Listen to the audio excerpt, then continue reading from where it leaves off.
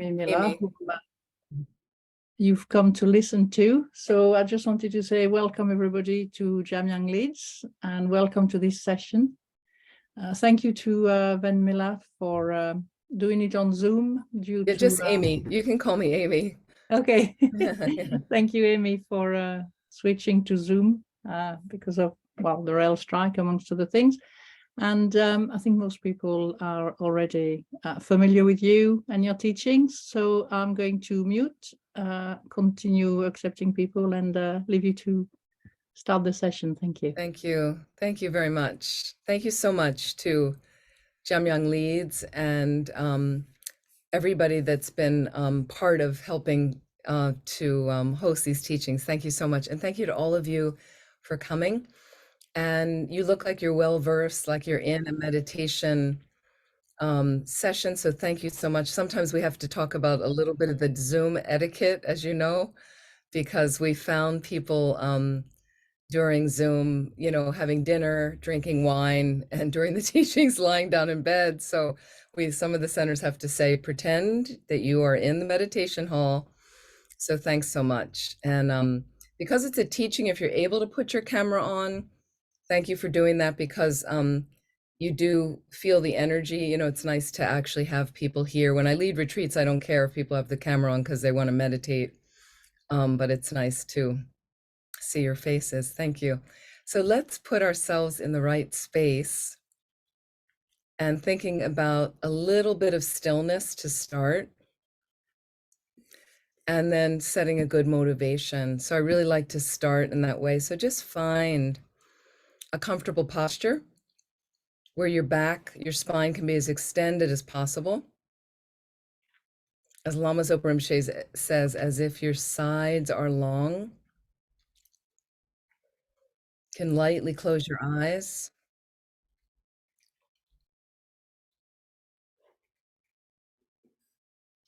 And so if one of you is able to catch anybody that's trying to get in, thank you.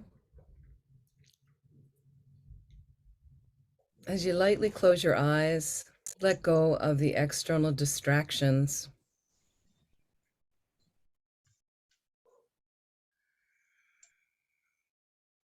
Begin to deepen your respiration.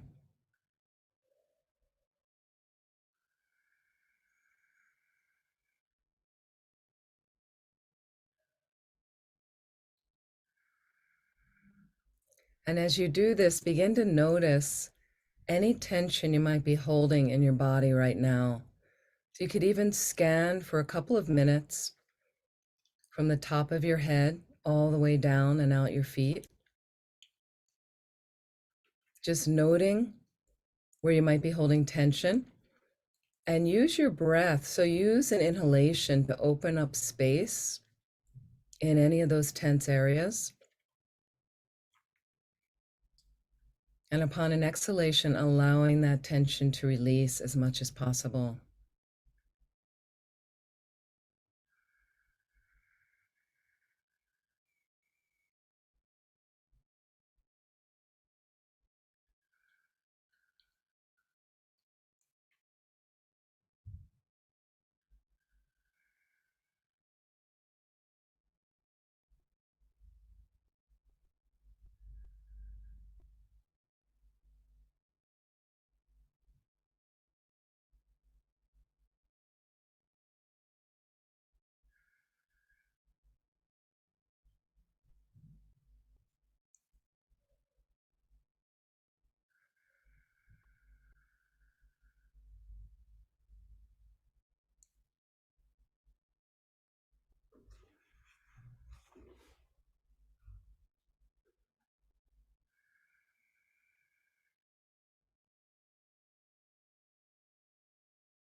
You can absolutely meditate sitting in a chair. Just make sure your feet are straight down, flat on the floor, not crossed. Or you may be seated on a cushion with crossed legs, that's fine. Whatever best supports that expansion, the extension of the spine, as if your back is straight. And if you have your feet on the floor, or even if you're seated on a cushion, feel the grounding right now with our planet, Mother Earth is always there beneath us, no matter how challenged. You feel the roots coming from the earth, coming through you, feet all the way up through your body, not holding you, not in a leaden way, supporting you in a supportive way, always there. Just feel the grounding for a moment as you breathe in and breathe out.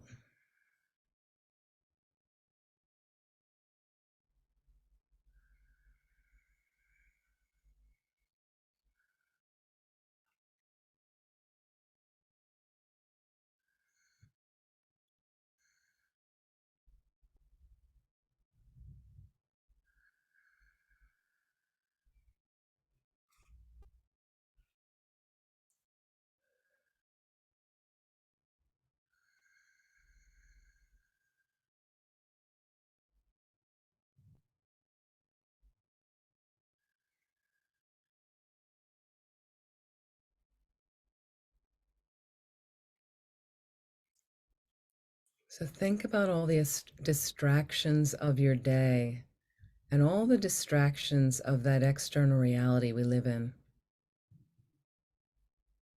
and how often it sets our mind off balance. So some of you have meditation practices for years. Some of you are newer. But it's wonderful to return our awareness, to return ourselves, if we can, once a day at least, to some form of stillness. You simply are breathing in and breathing out and not worried about meditating. Not worried, am I meditating? Is the meditation going well? I'm a lousy meditator. Whatever that inner monologue is, you let that go. Let those bubbles of thoughts float off. See them float off into the air. Whatever ruminating story you have from the day or the week.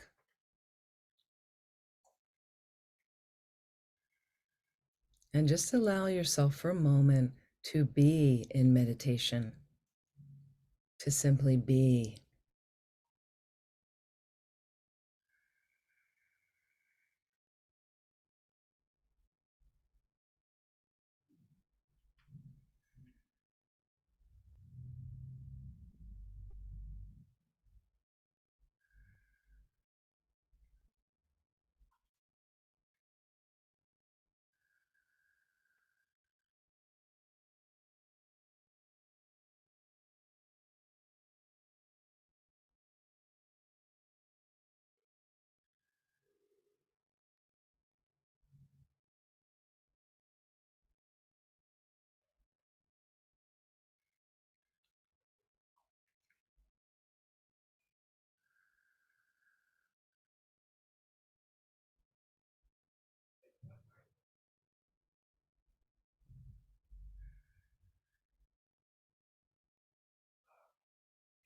So this space is always available for you. And once we start to gain some familiarity with this space, then we can learn other meditations, techniques that help us meditate better as we construct a rich, consistent practice for ourselves. Keeps you buoyant. It is your safe cushion, your safety net in a sense. It's always a place to return to come there, to be in being with through all the challenges life is throwing at us. That's your safe space. And from here, let's just take a moment to relish the positive circumstances of our lives, our privilege. Just drink that in for a moment, feeling that gratitude seeping through body and mind.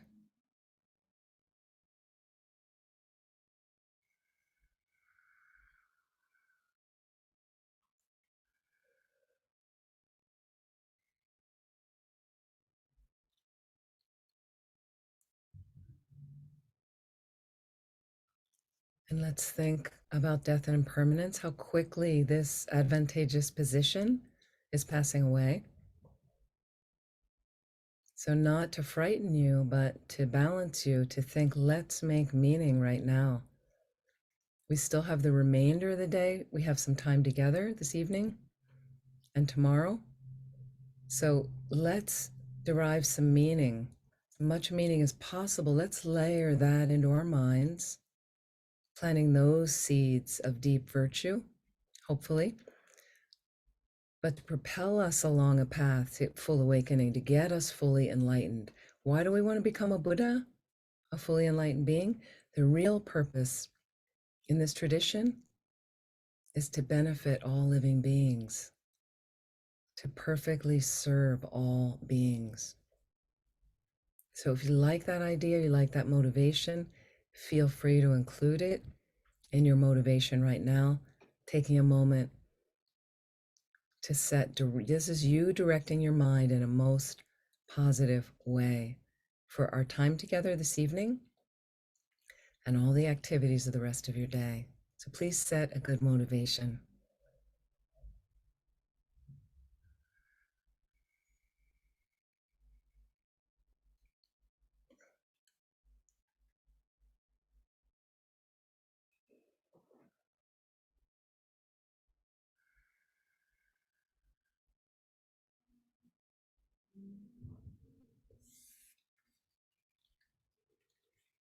And thinking about refuge and bodhicitta. So the 4-line refuge prayer, I'm going to share my screen in a moment. We'll just recite this, but let's think about what we're actually saying. The entire path is contained in those 4 lines. So again, refuge is safe protection, is protection from more suffering. I don't want to suffer, so I need to find shelter. And in this tradition, we take shelter in the Buddha, Dharma, and Sangha.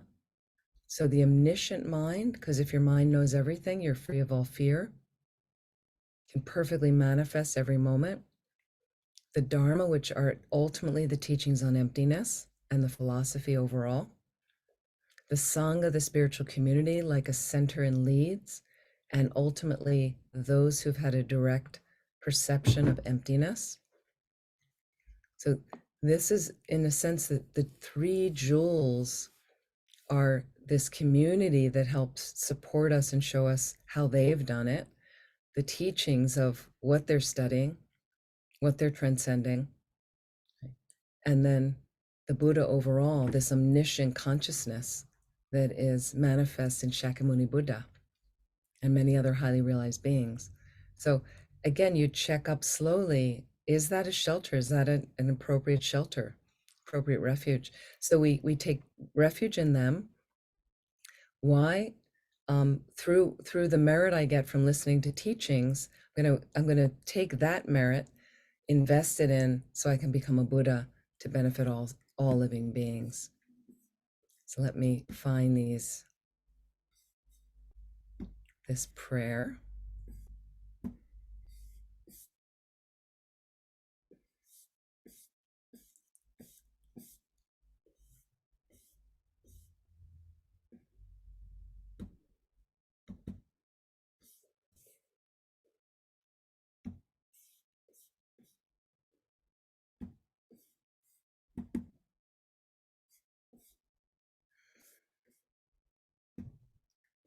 Let's see, where did it go?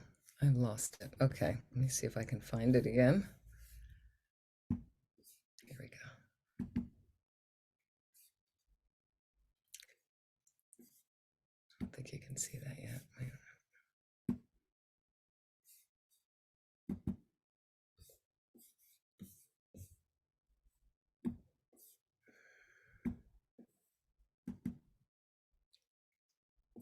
Sorry, it doesn't seem to be having a few obstacles here. Let me shut that off.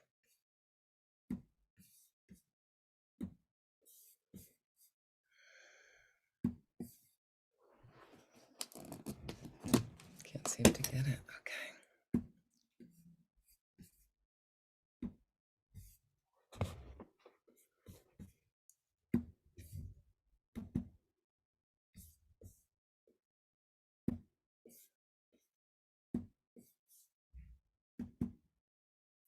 Okay, can you see that? Okay, great. So we're going to recite once in English and twice in the phonetics. Again, really thinking about the meaning, the words that you're saying. You can imagine the Buddha or any particular teachers you have in the space in front as we recite this prayer. I go for refuge until I'm enlightened to the Buddha, the Dharma, and the Supreme Assembly. By the merits I create through listening to the Dharma, may I become a Buddha in order to benefit all sentient beings. O Sangye Chodanzo Kicho Namla Chanchu Bardu Dagni Kyap Suchi Dagi Chin Yingi Peso Namgi Drula Pencher Sangye Druparjok Sangye Chodanzo Kicho Namla Chanchu Bardu Dagni Kyap Suchi Dagi Chin Yingi Peso Namgi Drula Pencher Sangye Drup Parjon.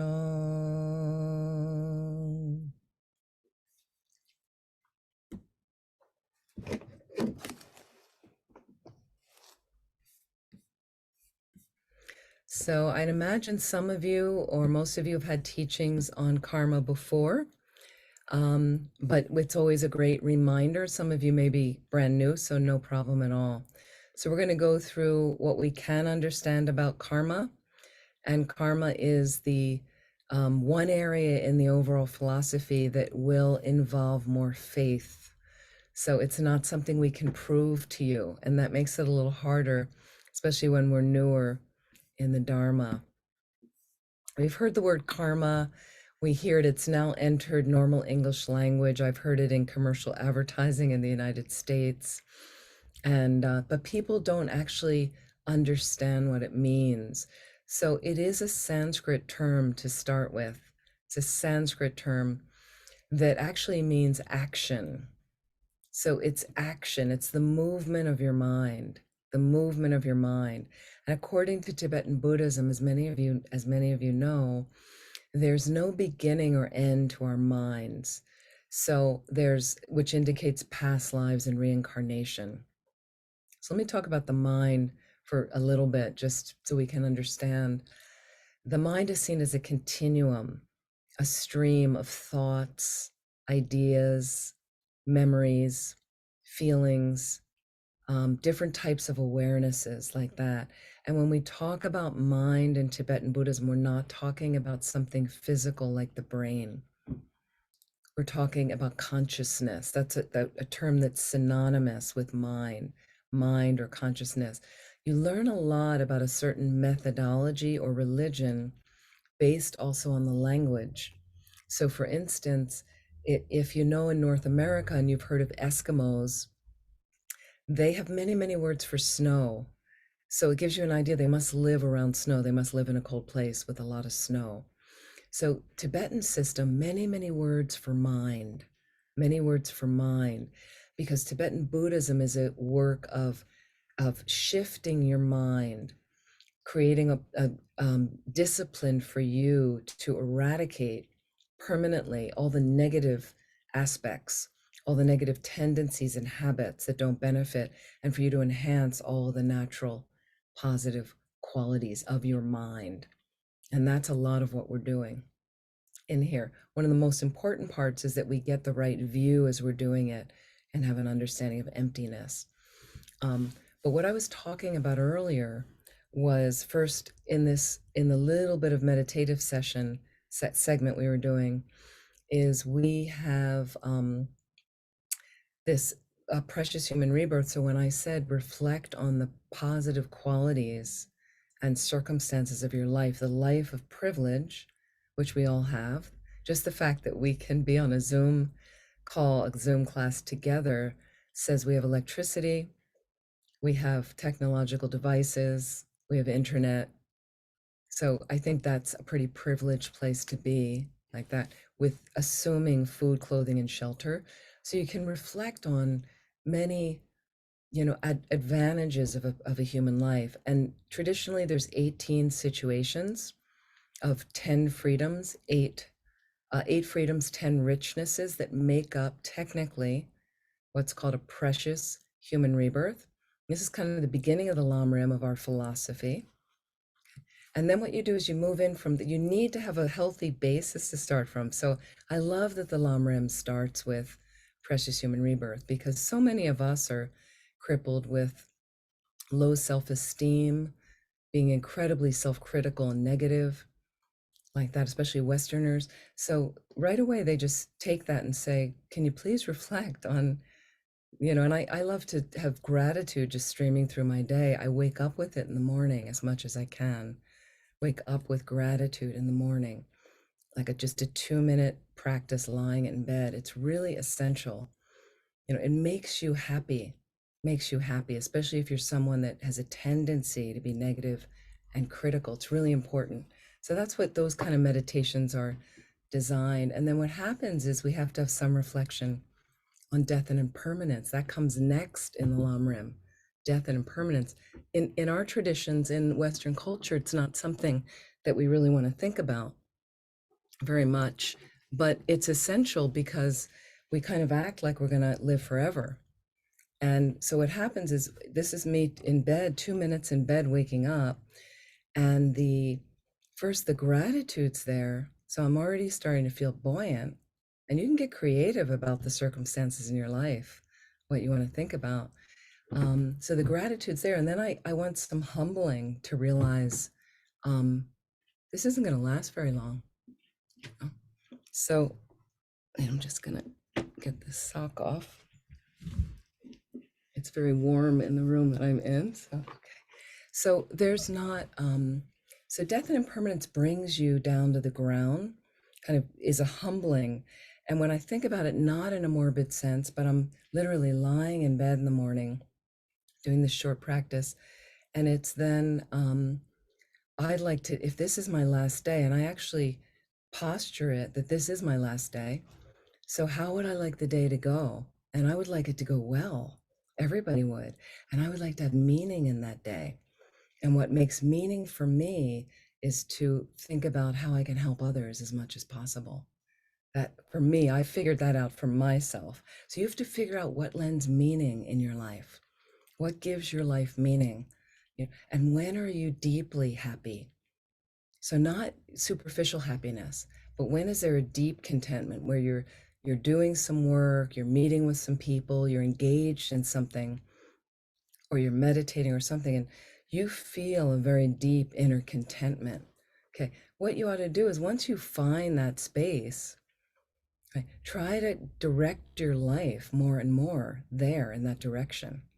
I mean, one example I give is years ago, even before I was ordained, you'd have ideas, possibly some of you, of having a holiday, having a nice holiday or something. That's happiness. Going to the beach, some people traveling in Asia, going to the beach in Thailand, whatever your thing is, going to Europe, going to the south of France, or things like that. So I was kind of geared into, when I could travel, when I could do that. And then I was working at Vajrapani Institute, a beautiful center in California, and we hosted many, many retreats, and some great lamas came, and Rinpoche would come. And I just remember one night walking out with a beautiful stupa, a shrine there, and walking out with my friends at the end of the session. And I realized the retreat was about a month long, and we were 2 weeks into it. And there were about 80 people there that we were hosting. And I just realized that it was going really well. Like the retreatants were really happy, and Rinpoche was really happy, and the staff was happy, and it just seemed to be going really well. And I just got so high from that. I just felt so I realized, I thought, this is deep happiness for me. Like, I want to do more of this. So just direct your life in that way. Just make sure, especially a healthy path, obviously, but do find the meaning. If you haven't found it yet, think about that, because we get so caught up in life's stuff. And sometimes we're just motoring along, not really focused on, what is it? Am I happy? Is this? And some people are not happy, and they're not into changing it at all. So there's a lot of different things you can do like that. So that's why I mentioned death and impermanence. It kind of then says, okay, how do I want to use this day wisely? Let me do that, because then my mind's peaceful. Then my mind's peaceful. And from there, I set a motivation. Okay. But in the normal Lam Rim, then after death and impermanence, you get nervous and you think, and they talk about lower realms of existence, and you want to avoid that. So what do I need to do? I need to take refuge. I need to figure out some protection that is really true protection from more suffering on this path. And if you look at your coping mechanisms, right? If you look at your coping mechanisms, when you get in trouble, what do you do? And I'm just curious, when you're having a bad day, when you're depressed, when you're anxious, anybody want to unmute? What do you do? What are your coping mechanisms? If you feel to say. I used to want a cigarette. As soon Yeah, as as soon as yeah, things went bad, my mind would be like, "Fag." sure. Cigarette, Yeah. somebody has a drink of wine, recreational drugs, absolutely. Yeah. And we listen to music. We binge watch TVs and stream videos, right? Some people go out for a run. Some people pick up a book. Some people decide to cook, or some people are glommed onto their refrigerator when they're distressed, right? So we have all these coping mechanisms. Some people call family and friends, of course. So the thing is, these things have temporary relief for us. Long-term relief, no, doesn't do it. What's going to give you long-term relief? So you want to check that out. That's where the refuge comes in. Buddha, Dharma, Sangha, and then you look at the qualities of them, study the qualities so that you would cultivate in your heart more refuge. That I really feel like that's where I'm headed, so that when you get into trouble, you're thinking about your teacher, or you decide to, and honestly, I'll tell you some things that have worked for me, and I'm a pretty ordinary person, but if I'm on a plane flying with terrible turbulence like that, instead of, I've seen people in planes freaking out, and they're screaming. And so I just visualize the 21 Taras holding the plane, as images of aspects of the Buddha, instead of getting freaked out. I'll think of my teacher. And I was thinking, so I remember doing a lot of retreats at Laudo, this remote retreat center near Mount Everest. I've done a lot of retreats, and it's very, it's cold. There's 4 people that live on that side of the mountain. You're really alone there. And when I used to go up in the beginning, there was no electricity, no running water. It was quite intense at a time. And so sometimes if I got my mind kind of going downhill, I had a couple of emptiness books. So again, reaching for the Dharma, like taking refuge in the Dharma, instead of kind of freaking out and having a meltdown, I would read a chapter in one of those books. And honestly, it was just perfect. It was just what I needed. It would just rebalance my mind, or I would say some Tara praises and ask Tara, can you please help, and clearly, like right then my mood would shift, something would shift. So it's really possible, but you have to check yourself. So please, whatever I'm saying, whatever I talk about tonight or tomorrow, please investigate thoroughly everything I'm saying. We really ask that people analyze and check up. You have to make it your path. So we can't do the path for you. I wish I could, but really check up. So, and then what normally follows in this scope of the Lam Rim that I'm talking about right now, then come the teachings on karma. Then come the teachings, because once you then take refuge, then you need to know how to conduct yourself. So I need to look at my behavior. I need to start getting real about my mind and looking at what my mind's doing. So all of those teachings I just mentioned, precious human rebirth, death and impermanence, lower realms of existence, refuge and karma, make up the first of the 3 scopes of the Lam Rim. 3 scopes of the Lam Rim that are based on your motivation. So the first scope I just mentioned, all those topics relate to what they call a lower capable being, a lower capable being's motivation. They're motivated to practice because they're terrified that what comes next, that they're going to die, and what comes next is going to be awful, is going to be unbearable. And that motivates them to practice. So that's why those topics are contained in that. And then building on that motivation, you have a medium capable being, medium capable capacity to study and practice. And they're motivated by the first motivation. And then they think, well, actually, the life I have now still has a bunch of suffering and still isn't complete and perfect. And so they're motivated to practice to get out of their own suffering, to bring about an end of their own suffering. And so those topics include all the different ways we suffer, and where you would take time to meditate on that, to really understand the suffering. We think we know suffering. We think, I mean, a lot of us do know some suffering, there's no question, right? But when we come into the Buddhist path and we hear the word compassion and we hear the word bodhicitta, and then we think, well, that's what I'm really interested in, and I'm interested in relieving others of suffering. Like, that gives me great pain to see others suffering. Okay, but you really can't relieve them of suffering till you understand how you suffer, how you really suffer. So we have this notion of how we suffer, and some of us have experienced tremendous suffering, no question. Okay, and then as a result of that, through your empathy, you're better able to help somebody else that's going through something like that, no doubt. So it explores the middle scope, explores the different ways we suffer, and then talks about that there's an end to the suffering. So it starts to talk about fundamental ignorance. That's the key, the first link in the 12 links of the kind of chains that bind you to cyclic existence, but that you can transcend them. So know that you can get out of samsara, the cycle of cyclic existence, that word that means to turn. Okay, so that takes up that there is an end to samsara, there is an end to the suffering permanently, and that brings you to the end of that middle capable being's motivation.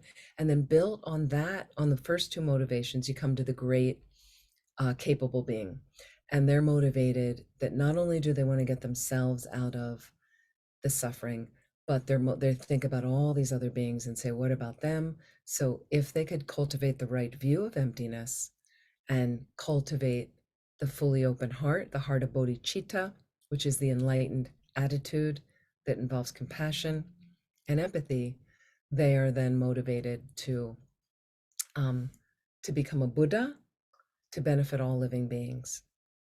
So that takes you through the whole scope of the Lamrim. So let's talk a little bit more about karma. So I mentioned action. It is the movement of mind. And what karma says in Tibetan Buddhism is every time you think, say, or do something, it has an effect in the future. And what it does is everything you think, say, or do leaves an imprint in your consciousness, leaves an imprint, it plants a seed in your consciousness. So what we want to learn how to do is I have to do good behavior. And why is that? Because that will ripen in positive results for me.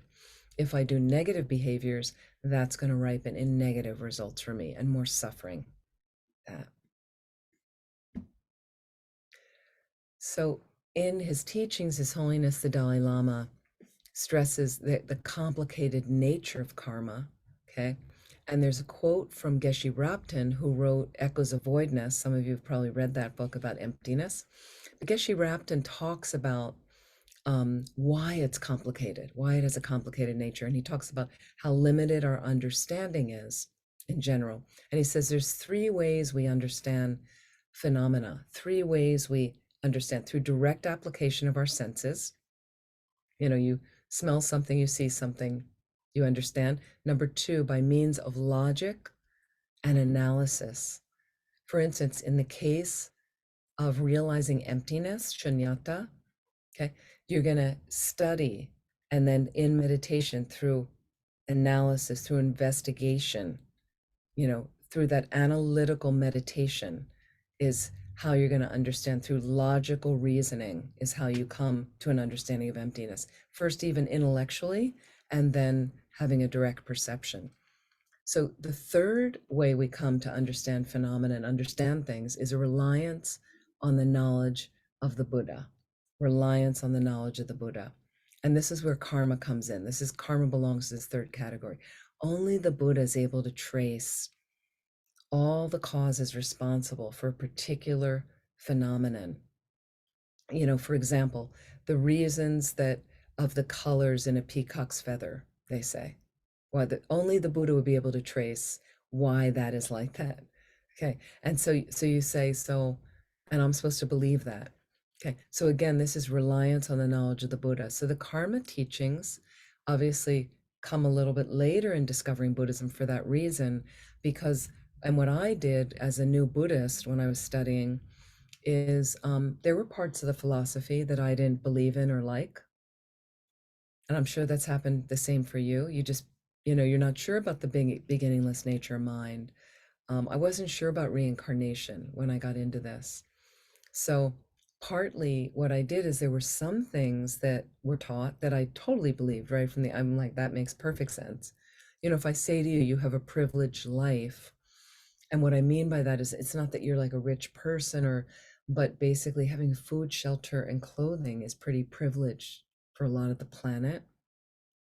Having a computer, having access to the internet, having electricity, having running water that you can just put your cup under and drink right out of the tap, all these things, having heat.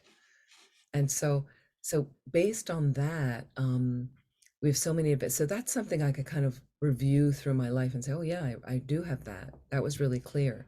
Okay. And what happened is I started to go through those parts of the philosophy that I could investigate and convince myself and see that there was a direct correlation. So I began to build faith in that, and faith in meeting some of the teachers and checking them out seriously. And His Holiness says, be a spy on your guru, check them out thoroughly. So through that process, then when I came to karma, I already had a basis of some faith to say, okay, well, let me check out what they're saying about karma.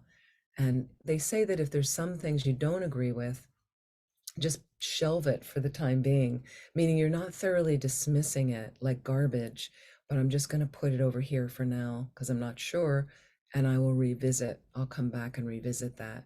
So karma belongs into that category. Again, karma is defined as the law of cause and effect. The law of cause and effect. It's defined also as action. I said intention. Okay. And again, this is how it works. Karmic actions, which are impermanent and are changing from moment to moment, okay, are created by mental karma. This mental karma or predisposition, okay, is the sum total of all the karmic imprints that have been left in our mind stream from previous karmic actions. So this endless, beginningless chain, those moments are in there. And this is why it's so intricate, is you could step on an insect today, but it doesn't ripen in this moment where suddenly your limbs are splitting apart and your intestines are coming out or something like that. Karma doesn't happen. It doesn't ripen instantly. That's why we have trouble believing it. And then we also see, so I always wondered, why did really bad things happen to good people? Like, could you control that? That didn't make sense to me as a child. That didn't make sense. This is before the Dharma. Why did I see these horrible things happening to really good people? And then you'd meet some really nasty people, and they seem to have every advantage, every good thing happening for them. So if life was like that, it didn't really seem fair to me. And then kind of what's the point? If you couldn't control and you were going to do all the good stuff in life and still get whacked in the end somehow. So karma for me really answered this question. So here, this is a level of protecting our mind to make sure, and we're going to talk about what's the behavior, what kind of behavior, how do we want to conduct ourselves? So it's something to think about. And if we have issues with, we're not sure about reincarnation. So let's think about this for a moment. Let's think about this. I wasn't sure about reincarnation. And then what I began to understand, I want you to think tonight before, and also tomorrow morning before we start again, to please reflect on this. When you are,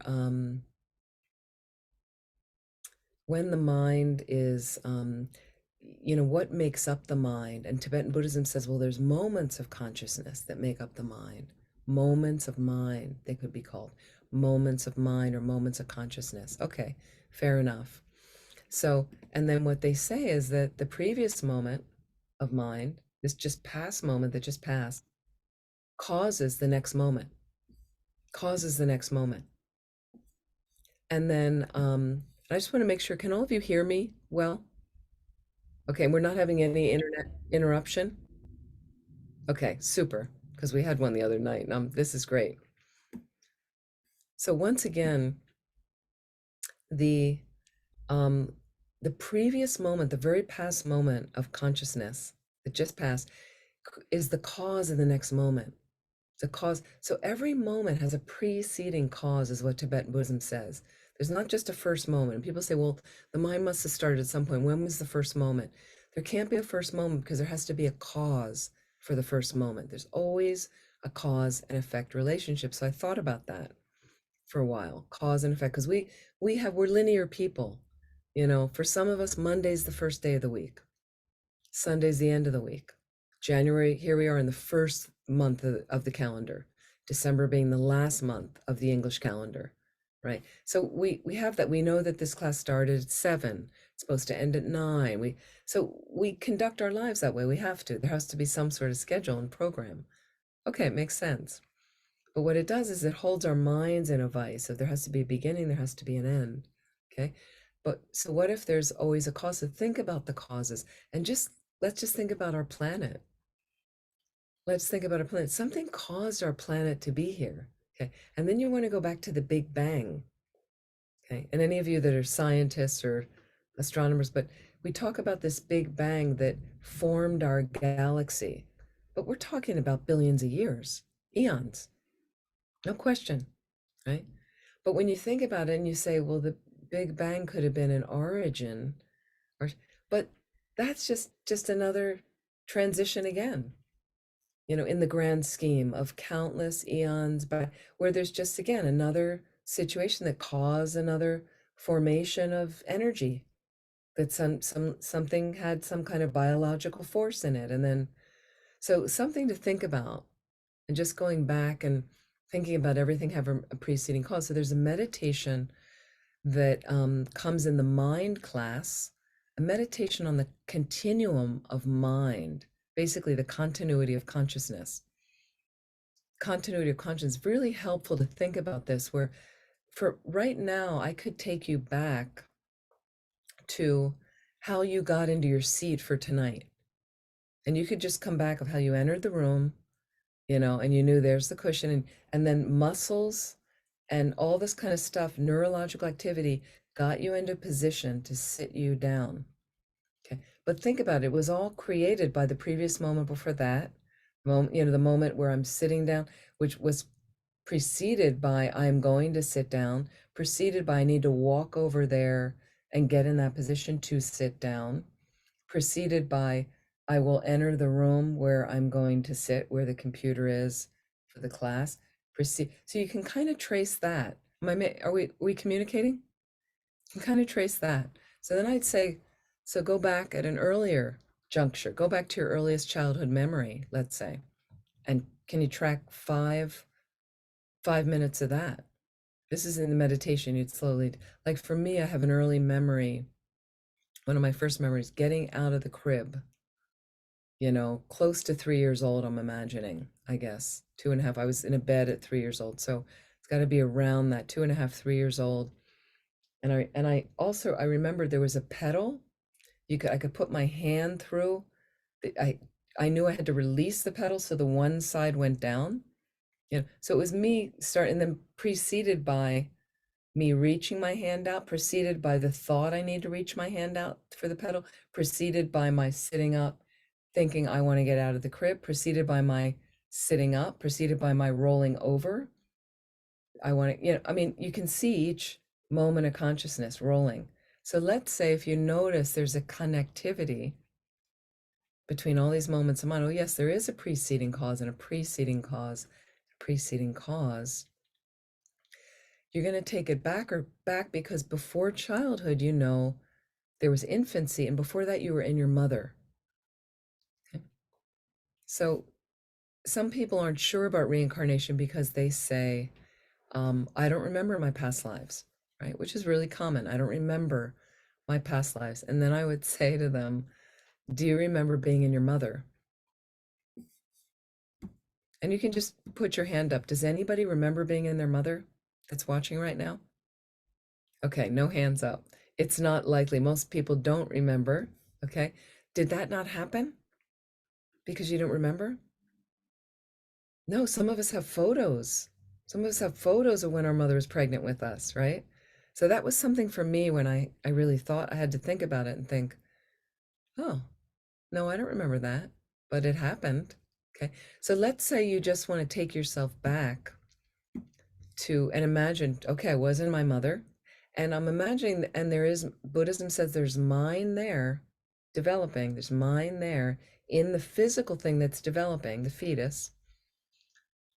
Could there possibly be these other moments of mind that one preceding, one is preceded by the next, another one precedes that, another moment preceding that, as that mind resides there in that form now, separate from the form, but able to reside along, most subtle mind mounted, they say, mounted on the most subtle wind that creates our fertilization, like a rider on a horse. So, most subtle mind, non physical, separate from the body, the most subtle wind creating the body, allow that life force that allows the body, both of them riding along life after life after life, okay, but separate entities, separate kind of things like that. So there's the mind dictating how that body is going to form, how that life is going to be. And again, moments of mind still firing, still happening in that mind. Is it so? If you want to go back to your conception, which is physical in basis, sperm and egg are physical. We know that. We can look at them under a microscope. Okay, physical in nature, but in nature. But Tibetan Buddhism says the mind is there at conception. The mind, a non-physical entity, is there at conception, mounted on that most subtle wind that allows a fertilization to take place. If all these other moments have a moment before that preceded it that caused it, what about the mind at conception? Couldn't it be possible that that would have a preceding moment that caused it? And that indicates a past life. So slowly you'd reflect on this over and over in this continuum of consciousness, first tracking more recent 5-minute periods you can trace and realize, yeah, there is a connectivity going back further and further. Thinking so, in some ways, there's ways to poke at reincarnation if you're not sure, like that. And that's where karma gets really important then, is we want to make positive imprints now. We have to. That's going to create better chance to practice, better rebirth, and more happiness for you, like that. So karma ripening in this lifetime is easier to understand if we can, you slap somebody and somebody slaps you back, okay? But and on a gross level, we can see some immediate results of many actions. I do remember I was attending a great Lama called Kirti Senchab Rinpoche. He used to travel to all of our centers in the 90s in particular. He passed away in 2006. And I had the incredible good fortune to travel all over the world with him, planning his tours. And they said that when you're attending a Lama like that, like Lama Zopa Rinpoche or anyone like that, that you're supposed to have really good merit to be able to do it, but that your karma can purify more quickly. And I remember I was in we were in Taiwan, and I was making tea for all the guests that would arrive to see Rinpoche, tea or coffee, things like this. And one guest came and they wouldn't leave, and they were being really kind of obstinate and really difficult. And they had seen Rinpoche before, and they were, knocking on the door of the apartment at all hours. And it was getting really hard. And then they showed up again. And Rinpoche said to let them in, and I was making them tea. And I had such a negative mind state when they showed up again, and I was making tea and I scalded myself with the tea, and I just kind of laughed. I was like, instant karma. Yeah. But the thing is, karma doesn't always ripen like that. And I will talk about ripening effects and how things ripen. One thing that's really helpful with karma is not to scare you, but basically, it's all based on your motivation. So much of it is based on your motivation for doing a deed. So, for instance, we sometimes accidentally step on insects. We don't mean to, we don't have any intention to kill an insect. A lot of people don't if you're a Buddhist, but sometimes you accidentally step on an insect, right? So, if you have tremendous regret at that time, changes the negative karma, making it smaller. If you have no motivation to kill the insect, it makes it very different. If you apply an antidote right away, doing some sort of purification practice for it, or at least by the end of the day, also powerful in dismantling a negative imprint like that. So one of the things we can understand about karma, because karma is very intricate, is 4 general rules or characteristics. And I certainly will make time for questions as well throughout the different sessions like that. So for a complete karmic action, it has to have an intention. So I said motivation. There has to be an object involved, and I'll talk more about that. There's an action, and there's a completion of the action. Okay.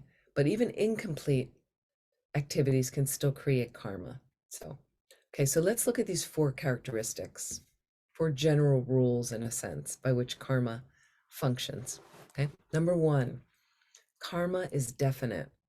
Karma is definite. And what that means is you do something positive, you definitely get a result of happiness for you in the future. You're planting a positive seed in your consciousness.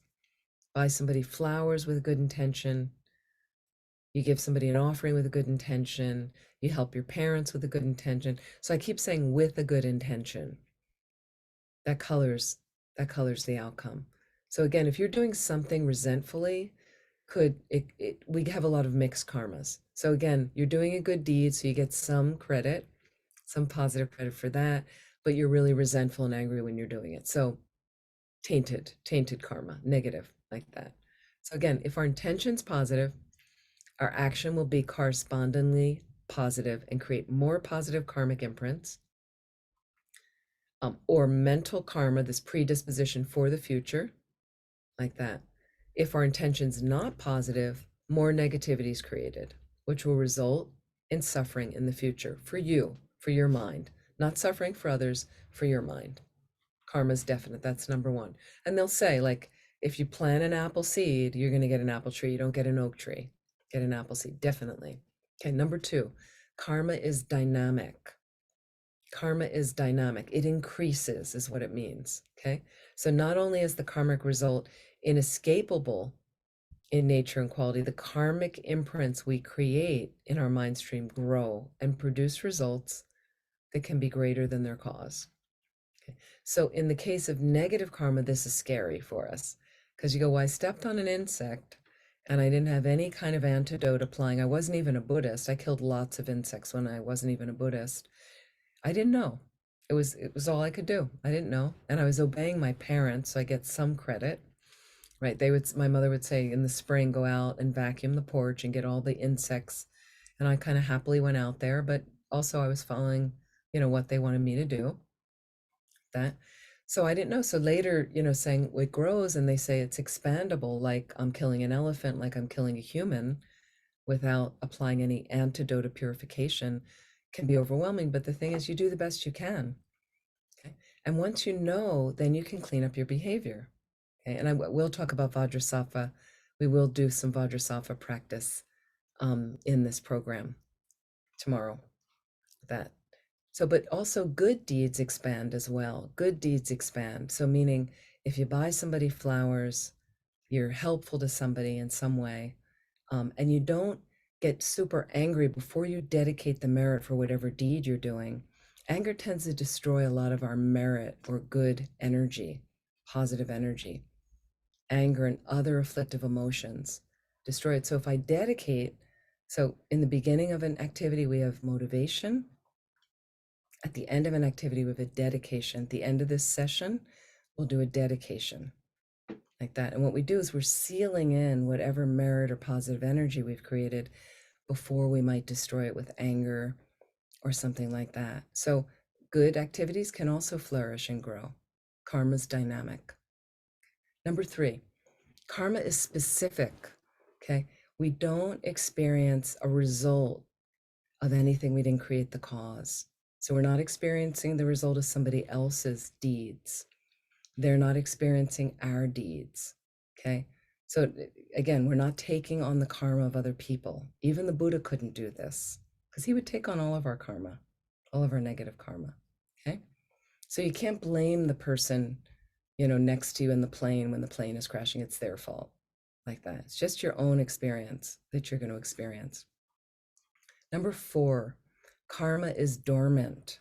Karma is dormant. So karmic imprints are never lost, but over time will come to fruition if you create the right causes and conditions for them to ripen, like that. So if you're building a business, right, and you've tried before and you failed and you failed and you failed, but you had every good intention and you treated all the people that worked with you and helped you really wonderfully and all that, but you just never got the business going. You just didn't have a business mind. It wasn't successful over and over. Still, the good nature of your treating people well, taking care of what you could, trying your hardest, all of that will create positive things for businesses in the future, for your businesses in the future, and for your life in the future, like that. If you're doing negative things in life and feeling like, oh, I got away with that, you don't get away with it.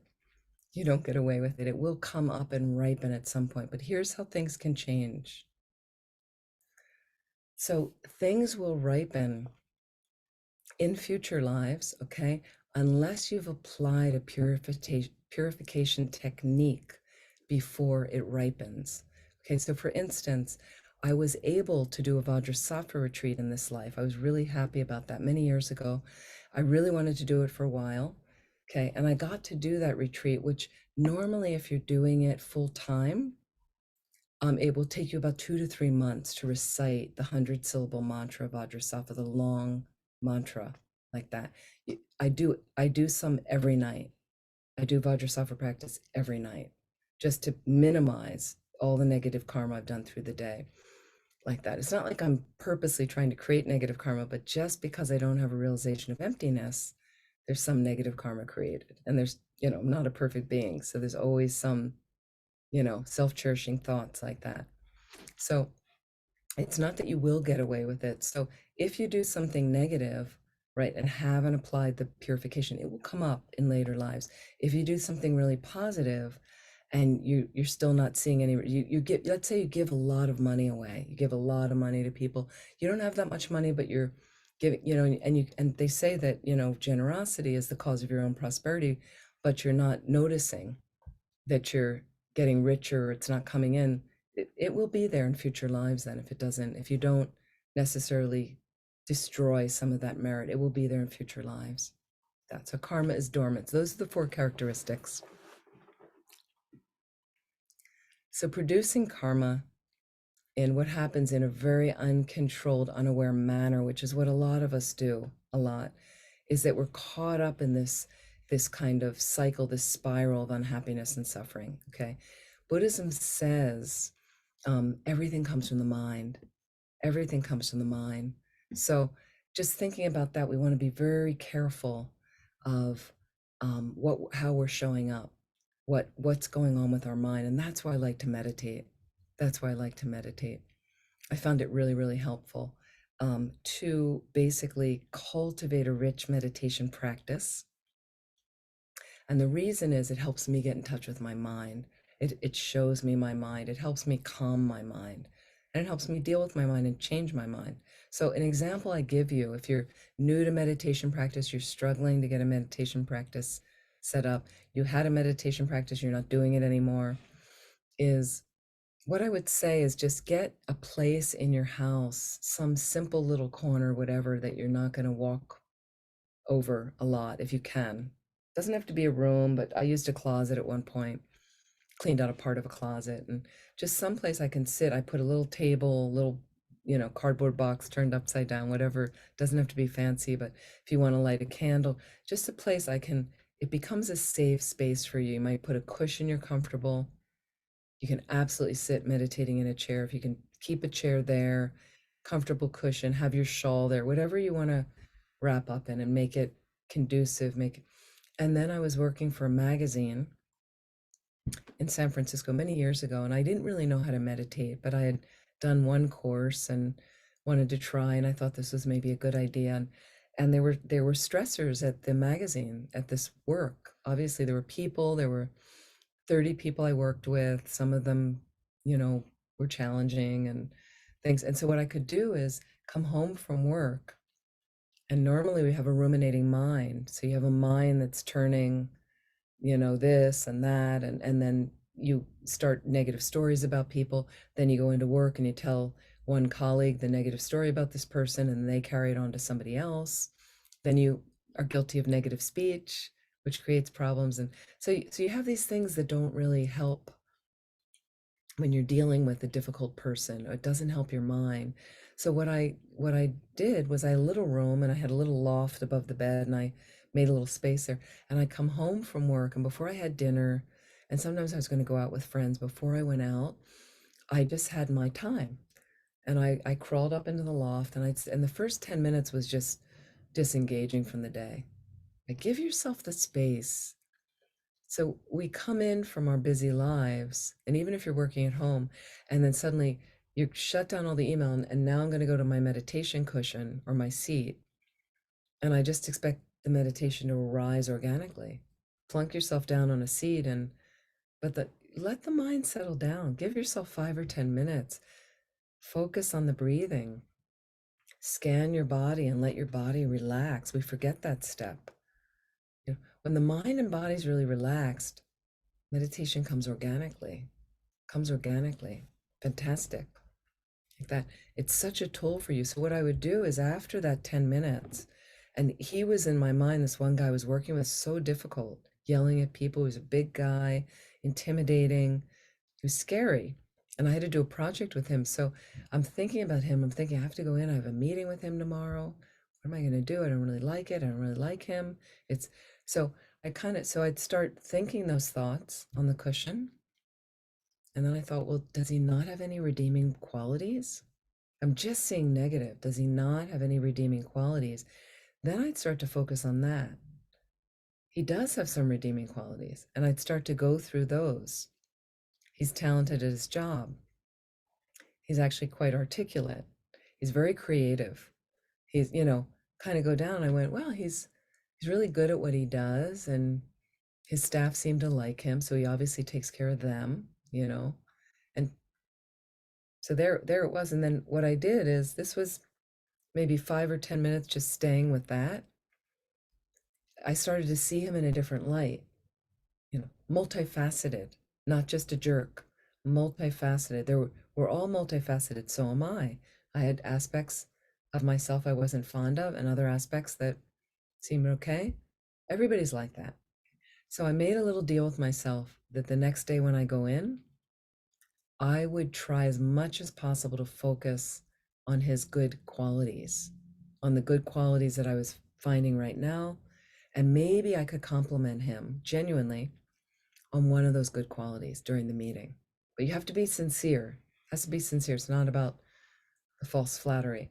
So this is simply analytical meditation. That's all it is. I was analyzing him. What happens is, and we're taught, and Rinpoche always says about doing analytical meditation on the Lam Rim. And we get bored, and Westerners say, I don't know how to do it. It's boring. Or people say with the death meditation, okay, I've done it. I did it. I got it. Right. Do you have it here? Okay. Do you have it here? We have it here. So analytical meditation is designed to move the intellectual understanding of something to here, to a spiritual realization. That's what changes your life, changes your mind like that. It's really powerful. So I went into work the next day, and it does work slowly. Like, I noticed I was more relaxed, and and sometimes his negative qualities would come in. I could see he was a little abrupt, and and then I found a moment where I could sail through. He had a nice shirt on, and I said, I really like your shirt. It's a great color on you. And suddenly I got his attention. He's like, suddenly he's noticed, oh, I get positive feedback from Amy. Because there were some people in the office that didn't like him. And I heard him yelling at those people. But now he's suddenly got, oh, I get positive, I get a compliment from Amy. So he's more open to, and then we'd start sharing ideas in the meeting. We're supposed to be designing something. And then he'd have an idea. And I said, that's a really great idea. Like, I love how that looks on the page. That's, suddenly so slowly it went on like that. It didn't mean there weren't times I wasn't still scared of him. I'd hear him yelling at people on and on. But slowly we became friends. But it was my process, my mind. I'm not saying he didn't have a factor, but I had to do the work on my mind to transcend. You can make friends with anybody. You can make friends with anybody. It makes your world much more pleasant, right? And you're planting more positive seeds in your mind stream. So it's what we want to try to do. And that's where the meditation practice comes in. So when we hear about analytical meditation on the Lam Rim, and we don't want to do it, okay? The thing is, we do analytical meditation all the time.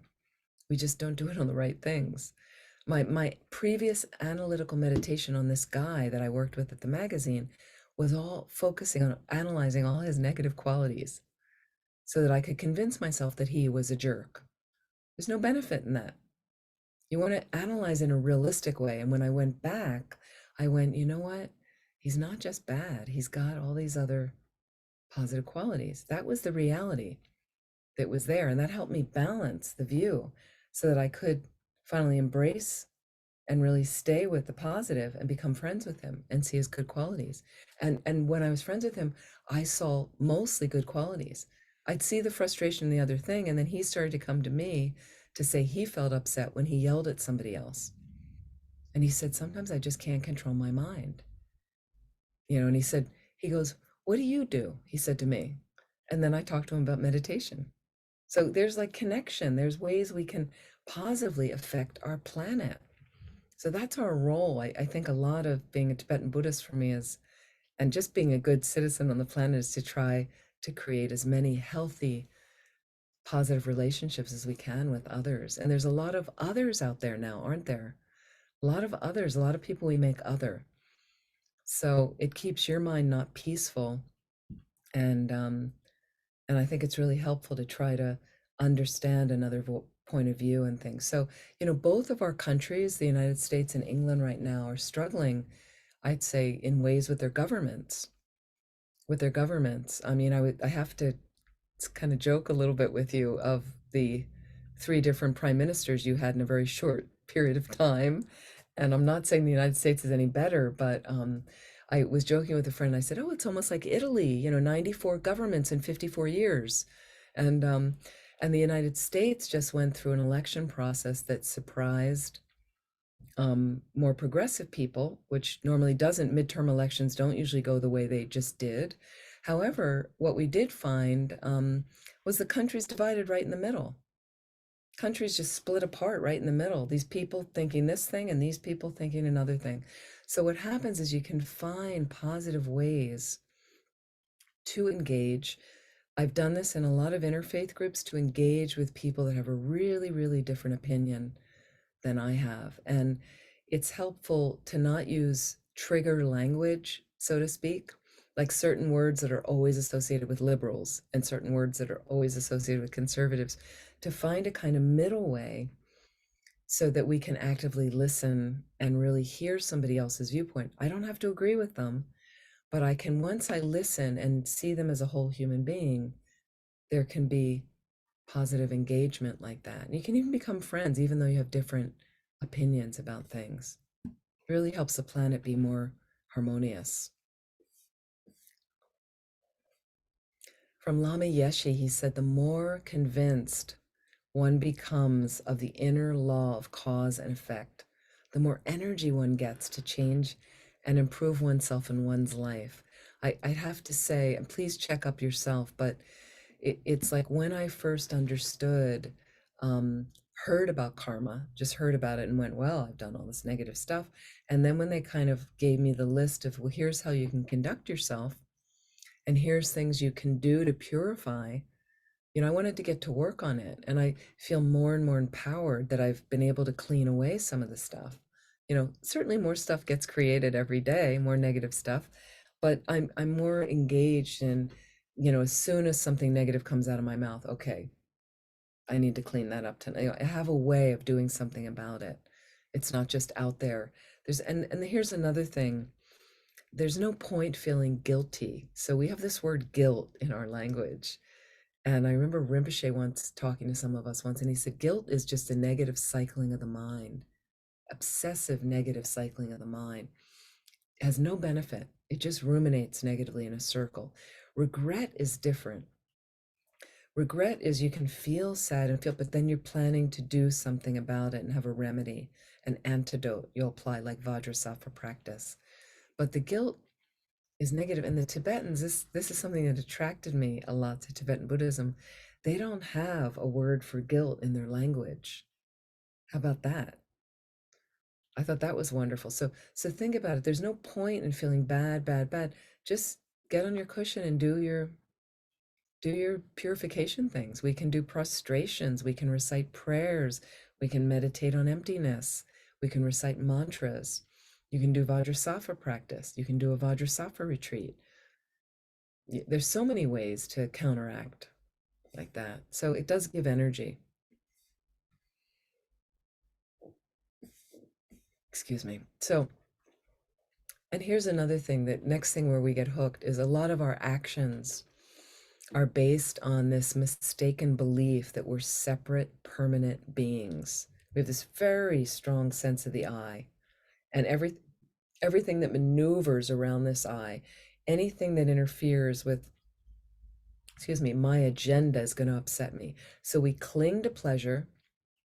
We try to avoid pain all around this separate entity I've created of myself. We develop a lot of desire and loathing for anything that interferes with my agenda or anybody dear to me, and when you're confronted with sense objects, if it's a sense object that I like, then I need to have more of it. I need to get that. And then I'm projecting a fantasized notion onto that. Something negative is happening, all I'm going to see are the flaws. And then I project it. I underestimate the reality that's out there. So all these things keep us based in continuing to create negative karma for ourselves because we don't understand. We have a misknowing of reality, K-N-O-W. We misknow reality. And because of that, we get in so much trouble. Okay. So partly then what happens is we also get attached to samsara. Samsara is a Sanskrit word, as most of you know. It means to turn, to cycle. Okay. And all of it is suffering. We're turning through birth, old age, sickness, and death. All of it is suffering. Not that there's not a beauty in birth and miracle, and I've seen some people pass away really peacefully and almost like they transcended something, but there's a lot of suffering in that. So what happens for us is we are, as you know, we're going to fix samsara. We're going to find a solution to this human condition, right? It's futile. Forget it. Give it up. Because there's no fixing samsara. It's imperfect, it's flawed, it's damaged. So for instance, and I give you the everyday things, like when your phone breaks, when your computer gets old and breaks, you need a new computer, somebody dings your car and you get upset. Like it goes on and on and on, the challenges in your relationships with your partner, perhaps, or you don't like that your kid is doing that or driving that job or living there or having that partner. It's endless. It's endless. You're never going to sort it.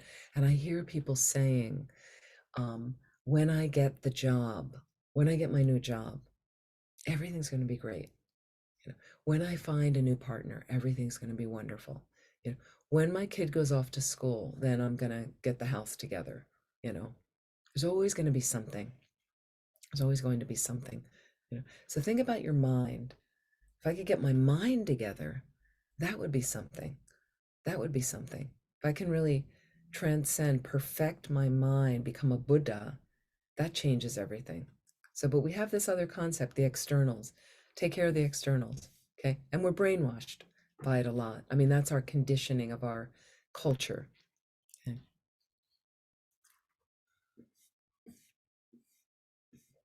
So karma basically insists and starts talking about, and what happens is most of us come from Judeo-Christian belief system. There's a God, the creator, and there's a lot of this, it puts us kind of, there's an external creation to everything that didn't involve us. Buddhism says everything comes from the mind, not a separate God, the creator. Everything comes from the mind. So I'm involved. Not only am I involved, I'm at the controls. With a God, the creator, you're not at the controls. I find it disempowering personally, and granted, you can pray to God and you can be a righteous person and things like that. And I've seen righteous people suffer tremendously. So you kind of wonder, is that the path, or are they just experiencing karma from previous lives right now?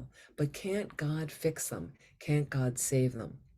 And I don't know the kind of God you might have believed in or that you were raised with, because my memory for me is I was raised in a God kind of religion. The God was all powerful, omnipotent, like omnipotent. I don't know what did you have that term for God? Was your God omniscient or omnipotent? What would you say? Both. Both? Okay. So for me, what happens, the Buddha is omniscient, not omnipotent. Omniscient, okay? Omnipotent, all powerful. For me, you could fix it. Omniscient just means you know everything. And if you know everything, you're performing perfectly. But you'd know everybody's minds in all world systems simultaneously. That's the Buddha's mind, okay? And because you know that, if you have people that come to you and ask for your advice, you know perfectly how to advise them, to get free. That's the Buddha's role. That's your teacher's role. Like that. That's like teachers, like His Holiness the Dalai Lama, Lama Zopa Rinpoche, okay? But omnipotent, for me, you should fix it. A 2-year-old dying of leukemia, if you're omnipotent, if I'm all powerful, I should be able to fix it.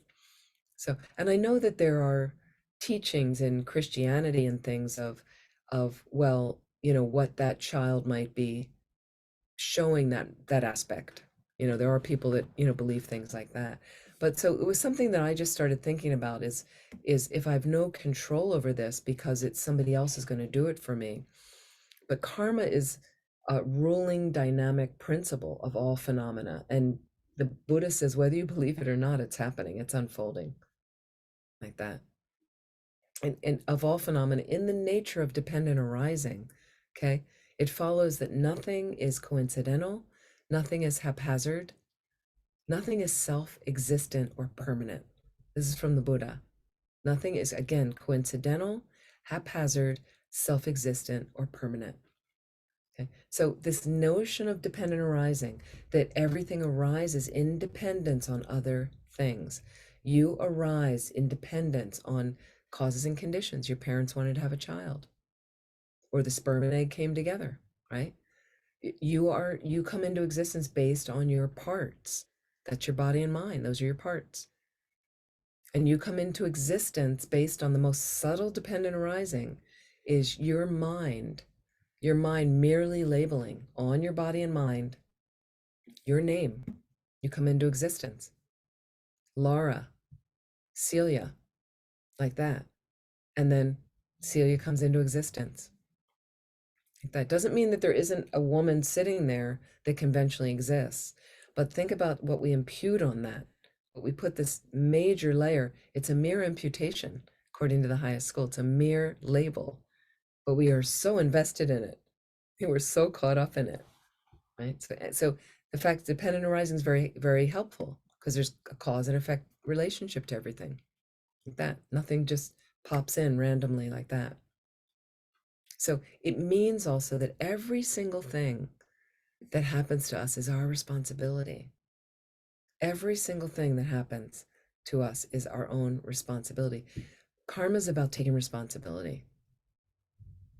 Karma is about taking responsibility. And that's hard for a lot of people. But, so in a sense, it's a breathtaking, frightening, but also liberating thought. Instead of that, I could do everything right and I can still be killed and mutilated or whatever, but understanding that that could still happen, but then I'm purifying negative karma. And right now I can engage in quite a lot of purification so that doesn't happen. So they say, for instance, if you had the karma to have a malignant brain tumor and to die of it, you could do enough purification practices that it may ripen in a headache. You have a bad headache one day. So we can shortcut the negative things that are going to happen to us. So it's exciting in that sense. In Buddhism, again, I mentioned the cycle of samsaric existence. We have uncontrolled death and rebirth determined by our karma. Okay, we inhabit a particular universe, this current lifetime, this samsaric realm, because of the karma we've produced that got us into this situation like that. So in a sense, we've got this karmic display playing on the movie screen of our life every moment like that. So watch what's going on in the movie screen of your life. And that's what meditation is about. In my meditation practice, just allowing yourself to be still some part of the day, which most of us are not, allowing yourself to be still, get your phone out of the room, and just to sit and notice what comes up in the mind. So even when we first started, and I said, just disengage from the external activities, bring yourself into the space. And as you just start deeper breathing, of course, thoughts are going to come up. Your lists of what you want to do, different things that happen during the week. And of course, and then just see them like bubbles rising up and let them go. They filter out after a while. Slowly let them go. Now they're going to come up, and then you can get down into other meditations or just feel the sense of your being. That start to see how your mind is functioning. And the mind is different. Every day it's different. Sometimes you're in a good mood, sometimes not a good mood. Sometimes in the morning, a little low energy, then afternoon, more energy. So in Buddhism, we give up the idea that outside forces, external things or persons cause our happiness or unhappiness. Okay, we're not dependent on that external sensory pleasure, getting all the juice from that. We understand that the causes of happiness lie exclusively within our own mind. They depend on numberless karmic imprints we've collected in our mind stream since beginningless time. Okay, it's in our hands that we create the causes and conditions for them to ripen. Okay, so it does away with the ideas of I'm a victim, I'm being persecuted, okay, of irrational and undeserved things happening to us, and you can get rid of the question, why me? You can get rid of it's not fair. You can get rid of all that. Okay? Because with Buddhism, something happens. Yes, of course me. I created this. Yes, of course me. I created this. The only way it could have happened. But it's hard, again, it's hard for us to accept that. But it's a little bit of stepping up, like, and the example I give, I moved to this center. I moved across the country about a year and a half ago from Pennsylvania to California. Rinpoche had asked if I could help this center, Land of Medicine Buddha. It's a beautiful place. A lot of our centers, as you know, are struggling to emerge from the pandemic. And this is a large center, over 100 acres. I can't even tell you what it costs to run a center in California now. And I'll give you another. So as you know about the fires in California, quite bad. And there was a fire that got to basically nearly across the street from Vajrapani Institute in 2020. And in that community, an hour from the center where I am now, several of my friends lost their homes in a fire, and really bad fire. So and all that community evacuated to Land of Medicine Buddha, where I'm living now. So we are closer to the coast, but still the fire danger's there. So all the insurance carriers that were insuring residential retreat centers in California, whether it's a yoga center, retreat centers like ours, Vipassana centers, but big retreat places, it could be Christian like that, they canceled all the fire insurance. They said they don't want to, they can't deal with it. It's too expensive. Canceled the fire insurance. So we're getting, the state had to intervene and offer plans, but they don't insure everything. So one center up north, I was comparing and I was calling all these centers to find out who were they using, what did they do, about a year ago when I got to the center. And one center in the north of California said they have a lot of money, and they said they had a $15 million insurance plan for $40,000 a year, which was actually pretty good, $40,000 a year. And so that carrier dropped them, and they now have a $10 million coverage. Are you ready for this? For $300,000 a year. That's what it's costing them in insurance. So trying to run a center like Land of Medicine Buddha, very, very difficult. And so I came in and there were some instructions from Rinpoche, but it just didn't seem to go in that direction. And I had a really hard year, really rough year. And so, I had to own it. I was like, this is great purification for me. And I could kind of look at each person I was working with and kind of pick out negative things they might be doing to me. But then I went, I can see that, but I really can't go there because it's not reality. It's not the reality I'm living in. And so I really kind of spent this time and tried to really face up to the purification, and this is great for me, and I'm going to die with this stuff on, taken care of. And so it's shifted quite a bit now, and it feels a lot better, but I'm also glad I did the purification. I have no regrets that I've made this move. I don't know how long I'll stay or whether they'll want me to stay, longer and things, but just really want to help. And so it's interesting. You can have a different attitude. I could have sat and wallowed. I mean, it could have been really tremendously painful and awful. And then me blaming everybody would have alienated me from everybody incredibly, so kind of working with it and actually talking with these people to let them know a little bit of what was going on, and or why don't you want me to do this project, and then dialoguing about it and going, oh, okay, that makes sense. And just realizing, comes from my mind. So it was really, really helpful. Can you own it? It's not easy all the time. It's not easy at all, like that. So something I want you to think about, a little homework assignment for tonight till tomorrow, is there karma? Is it all karma, or is there free will? Is everything just dictated by karma, or do you have choice in the matter? So I want you to think about that until we meet till tomorrow. Make a note to remind myself.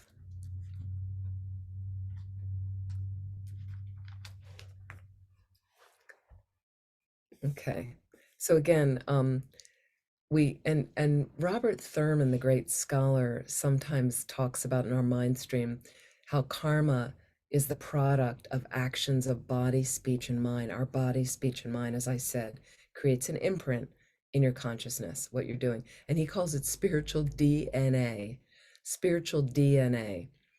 an infinitely soft entity that nonetheless has an absolute capacity of retaining every karmic imprint produced by our body, speech, and mind, no matter how minute.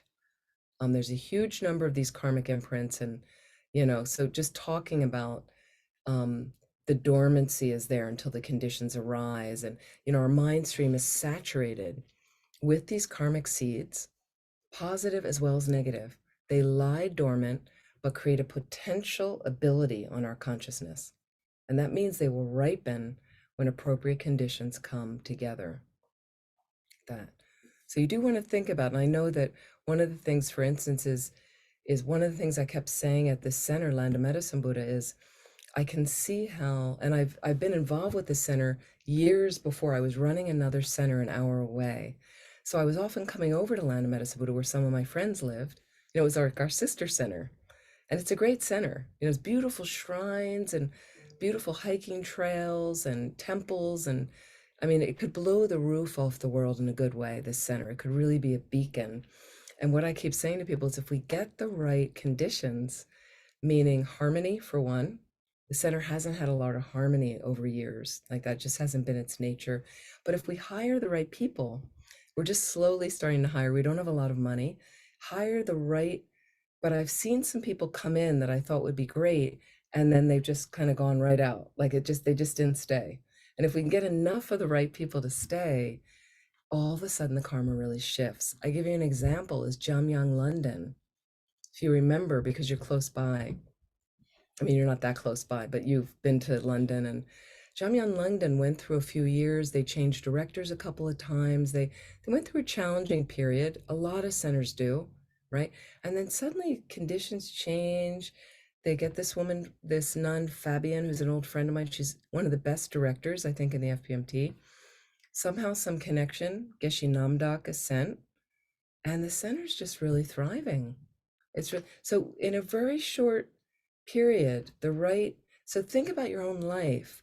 What conditions am I making? So again, some of my friends called me, or different students called during the pandemic, and they said, I'm really addicted. I'm binge watching shows. I'm streaming all these videos, too many hours a day. And when I get up from the bed, my neck is sore, my back's sore. I've been eating all this junk food. And, so this habit started. And think about the conditions you're making. And then I just said, well, why don't you can't do a cold turkey. Let's be realistic and slowly wean yourself off. Can you take a half an hour from that kind of activity and put it into, you wanted to read that Dharma book? So what if you just half an hour a day, really force yourself, go to the Dharma book, or get that 20-minute meditation you wanted to do. I'll email you the meditation, and just 20 minutes a day. Now you can just push a button on your phone, meditation comes up, or something on your computer, do a guided meditation, and start to create that as a habit. I know it's hard getting started, but slowly, like, think about what causes you're making, what conditions you're making, things like this. If some of you remember, years ago, there was a movie called The Silence of the Lambs. Did anybody see that film? It was quite a good film, but it's a horror film. It's really kind of a horrifying film. And so one of my friends was talking that she really liked horror films, and I don't really like many horror films. And so somebody said, yeah, well, I mean, when you're dying, do you want Silence of the Lambs coming up in your mind? Is that what, like, because she was saying she watched it again and again. And so again, think about what's coming into your mind. What are you reading? What kind of programs do you watch? Videos? What kind of sites do you look at? Do you do a lot of social media? And what happens is when you stop with your phone and you actually shut it off for a moment, right? Notice how you feel for a few minutes. Just take a couple minutes and just see how you feel. You feel really good? Do you feel kind of neutral? Do you feel less than good? Like what's the experience that you have after, sometimes you take a break and watch a movie. There's nothing wrong with that.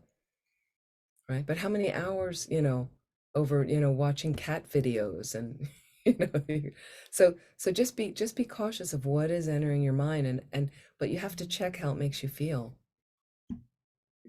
So let me just pause for a moment, and if you want to unmute, does anybody have any questions, please?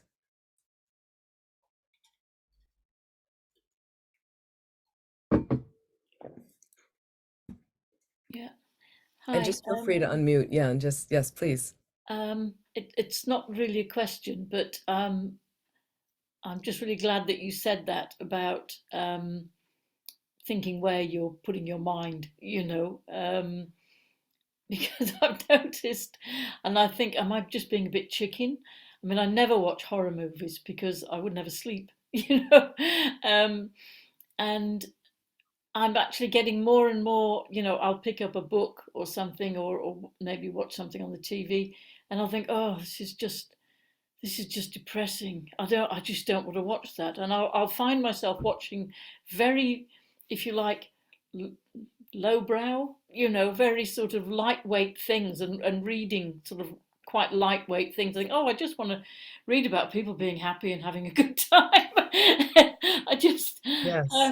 and part of you sort of thinks, well, you should take life more seriously, and there's terrible things going on. But I'm mostly, I think, well, there's no point in bathing in that. I actually want to Right. reflect some good things around, and spend a lot of time, with wildlife and out in the fresh air, and just appreciating the clouds, things like that. Yes. Yes. I think that's brilliant. And I think, first of all, we're all wired differently. So again, you do want to find what's right for you. Yeah. And I do find, I mean, I have this like little sideline coaching business now that I got certified in the pandemic. And so a lot of people come to me and suffering depression, anxiety, Dharma students, non-Dharma students, with, just basic exercises people can do, but you have to find what's going to resonate with you.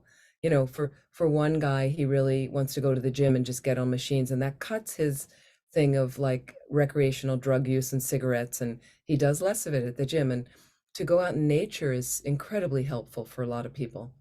And for some of them that are sedentary, that's a stretch for them.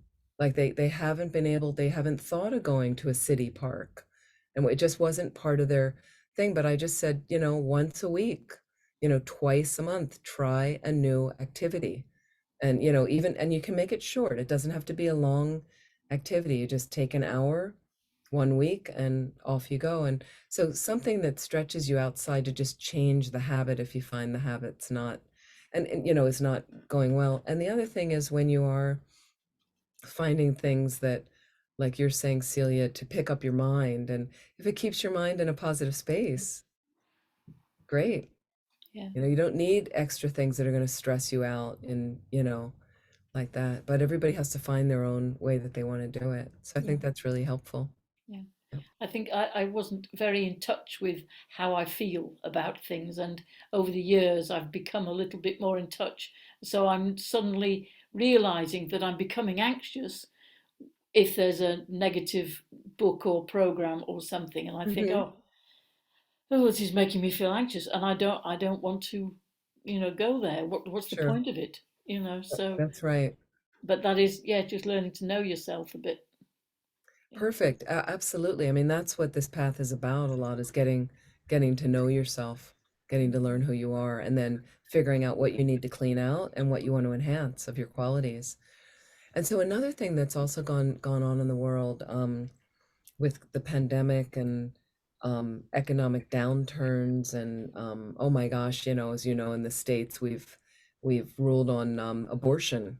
We're like going, it's just so strange what's going on in some places. So I look at a little bit of the news, just enough to what I need, to.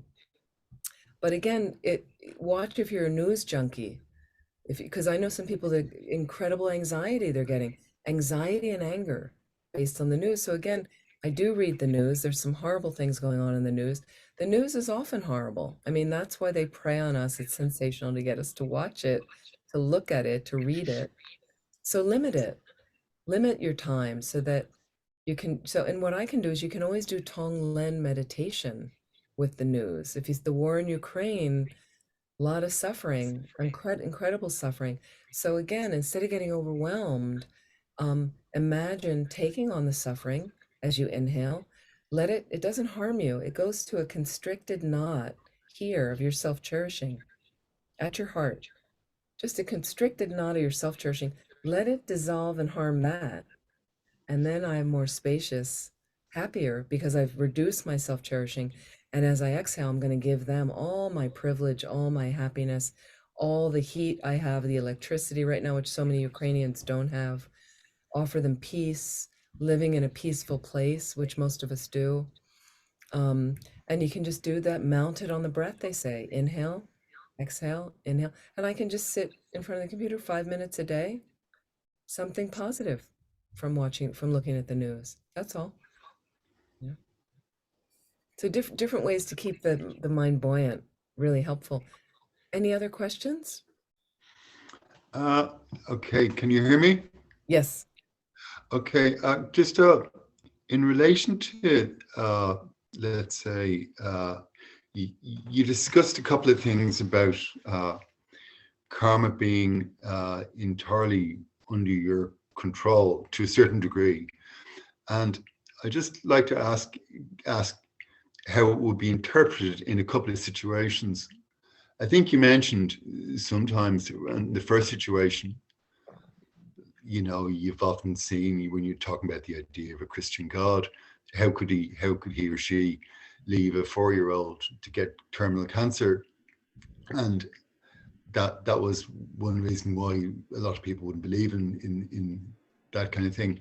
And with the idea of karma, then would that, you know, 4-year-old, would it still be a result of his or her actions in earlier on in her life or in a previous life?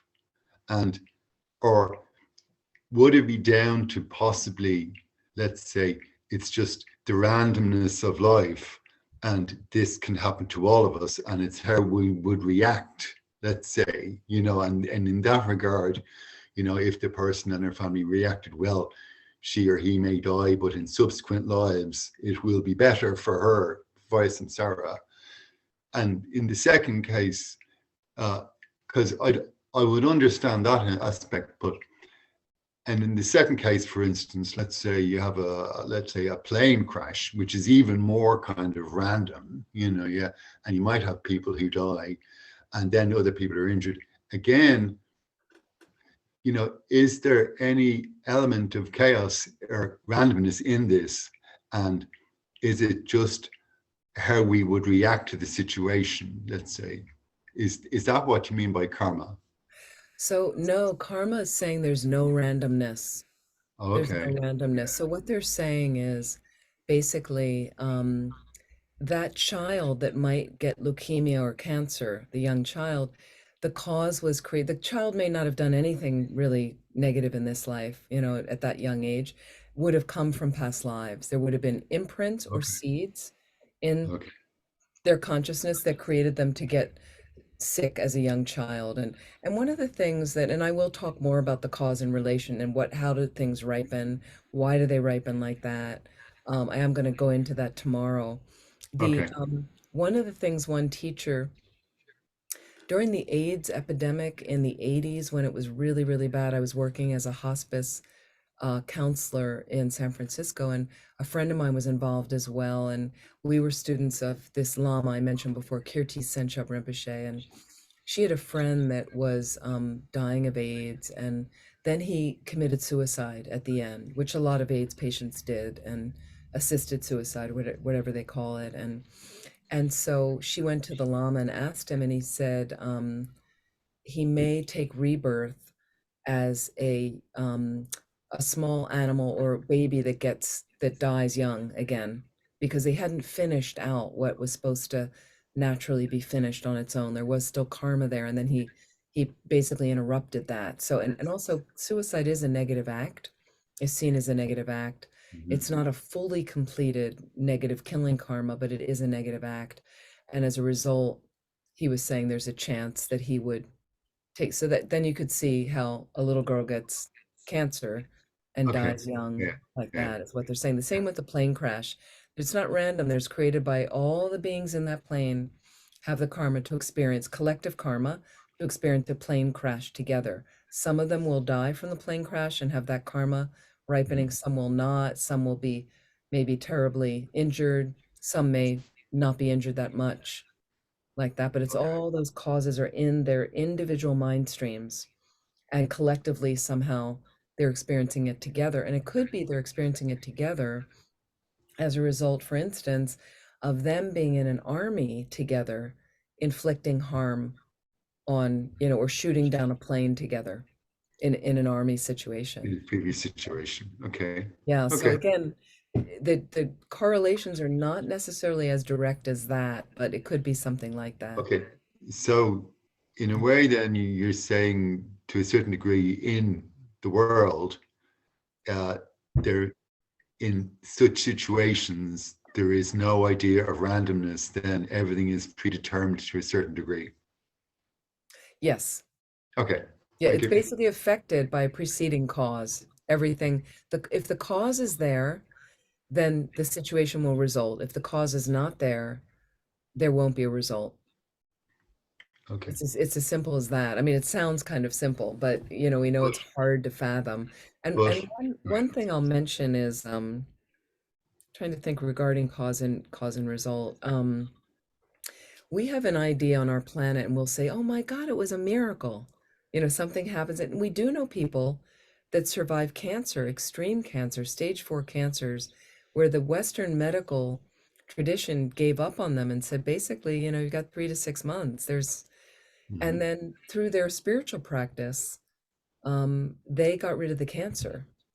You know, I do know a couple people this happened to, and they went back for all the medical tests, and the Western doctor said, I don't know what you're doing, but keep doing it. Because so with incredible faith, somebody doing Tonglen meditation supposedly cured their AIDS. And another man I met that had terminal cancer, very, very bad, did the spiritual practice that was instructed by a teacher religiously. He did it over and over and over. And then he had to still do things like every year. It got down to like he was doing it every day, then it was every week, every month. And when the cancer went into remission, and then like 3 years later, the teacher said, you can just do the puja now once a year. Like you're clear. And so again, there can be, and so we say it's a miracle, but no, if the cause is created for them and they purified enough of the negative karma, the situation changes like that. So I'm amazed that even in my own little mundane life, an example I give is even relationships between people.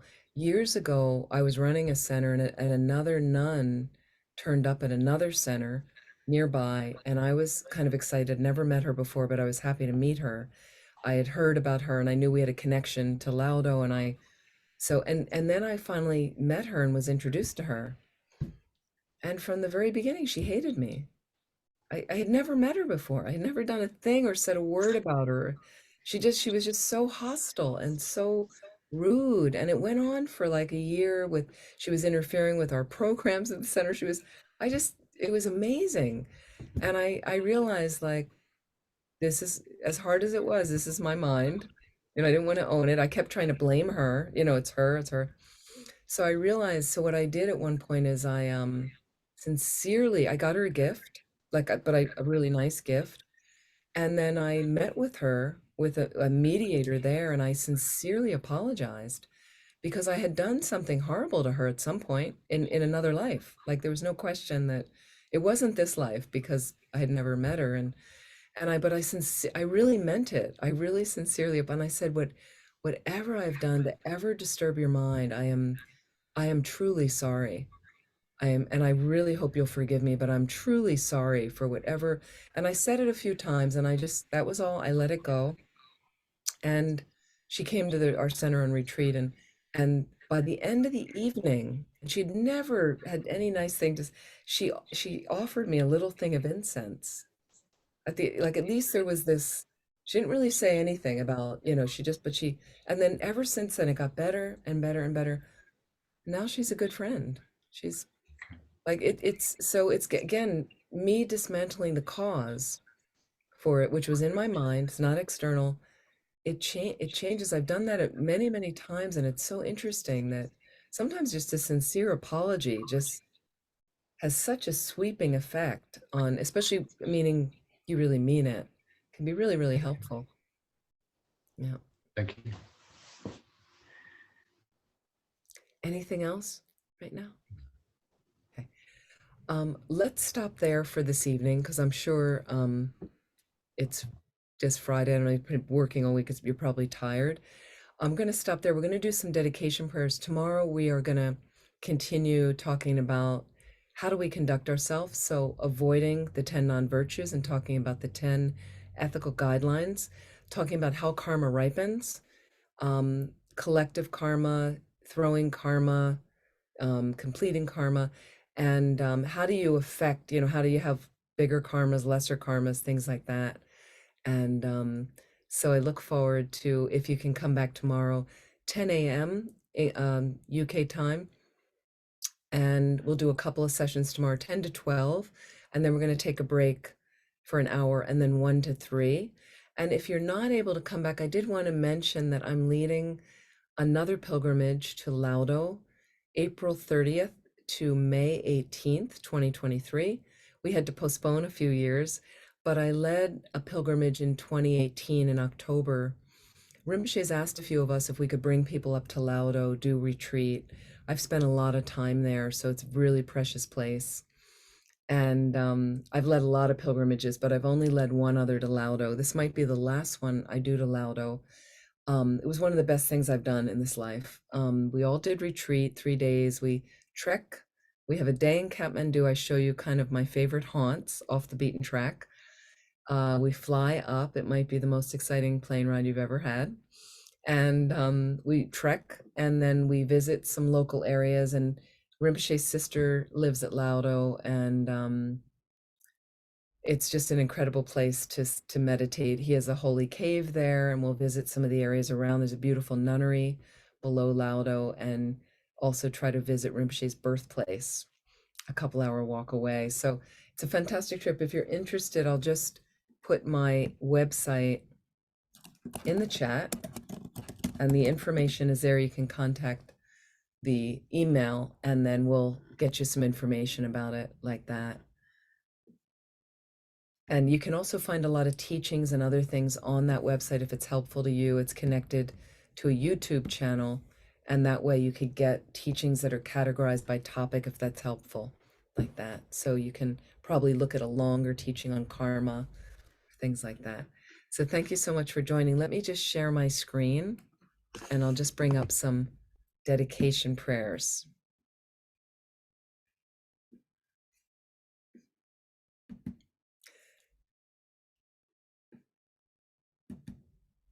So what's great to do in closing is to dedicate, we had a motivation in the beginning, let's dedicate whatever positive energy we've created from talking about karma tonight. It's great to talk about Buddhist philosophy, and may we plant those seeds of virtue from that merit into our mind stream that will help us become a Buddha quickly, so we can benefit all living beings.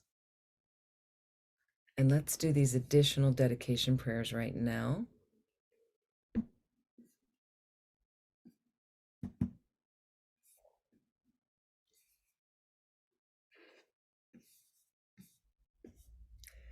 We can just read together. May the precious Supreme Bodhicitta, not yet born, arise. May that arisen not decline, but increase more and more.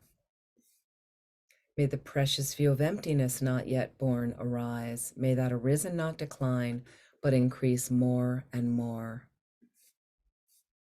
For the long life of His Holiness the Dalai Lama, in the land encircled by snow mountains, you are the source of all happiness and good. All-powerful Chenrezig Tenzing Gyatso, please remain until samsara ends.